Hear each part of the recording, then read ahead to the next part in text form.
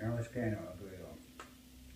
The Cayuga Nation operates under a traditional form of government under the Great Law of Peace of the Haudenosaunee Six Nations Confederacy, which was given to us by the Creator through the Peacemaker.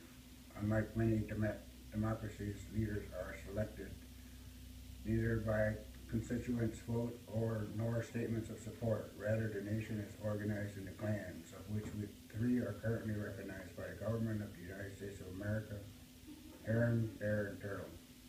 Clan members select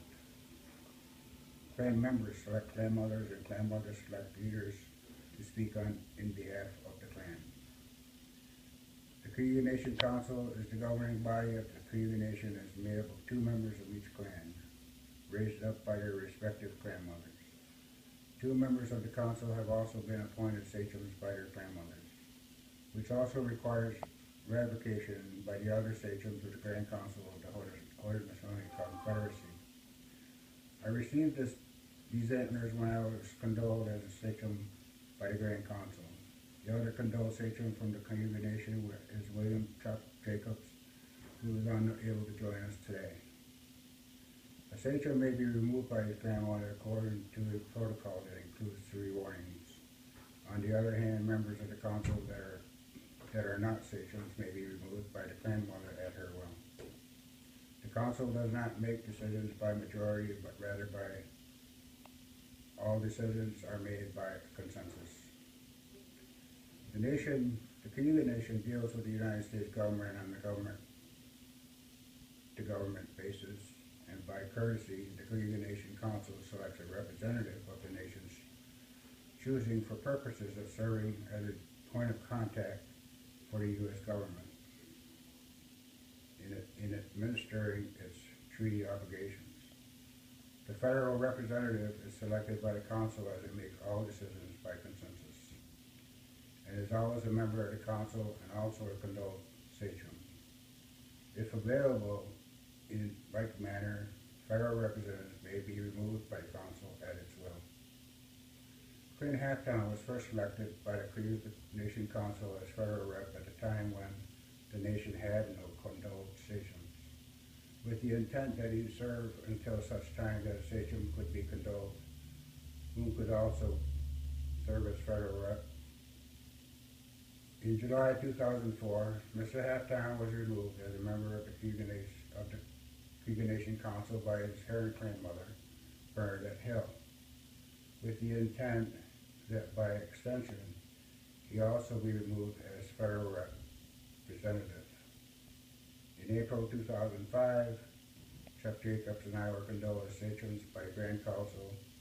In January 2006, the council, which no longer included Mr. Halftown, formally removed Mr. Halftown as federal rep. In June 2011, the council appointed Chuck Jacobs as federal representative, whom has remained in that position to this day.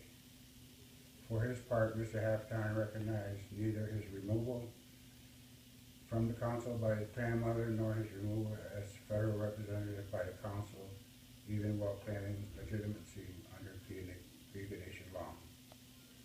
Since 2004, Clint Halftown has functioned as both head of state and has appointed himself Chief Executive Officer of the nation's enterprises under the false pretenses of his authority as federal representative. As such, he has acted unilaterally in all nation matters, tightly controlling all resources of the nation and its enterprise with no regard for the will of the Cayuga Nation Council. The council made 2 attempts to reinsert its will with respect to the Cayuga Nation and federal representative to the United States, which both times it declined to make a determination in what it deemed an internal leadership dispute. Most recently, in 2001, as U.S. official issued a determination in favor of the Cayuga Nation Council. That was 2011.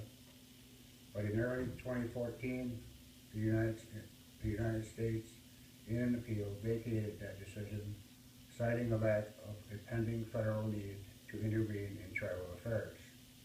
yet also detailing its requirements for making such a determination. In response, the Cayuga Nation Council took steps to satisfy the United States requirements. In doing so, the Cayuga Nation Council applied for a federal grant which, in a decision dated March 2014, was granted and properly addressed to Chuck Jacobs as Cayuga Nation Federal Representative. Further, the Council issued 2 consensus decisions, formally removing Clinton Halftown as CEO of the nation's enterprises and declaring any activity in such a capacity null and void, and relieved other employees of their duties. Any inquiries regarding the current identity of the federal representative for the Cayuga Nation should be directed to the Bureau of Indian Affairs. On April 28, 2014, the Cayuga Nation Council, joined by Cayuga Nation citizens, enforced its consensus decision by peacefully and non-violently taking control of Cayuga Nation headquarters, 2 gas stations, and other nation properties. All Cayuga Nation businesses, including Lakeside Entertainment and Union Springs, are closed and are being patrolled by security until further notice, and customers are advised to please stay away. Nation employees will be paid for all work performed, and the Council seeks minimum interruption in wages and benefits, if any.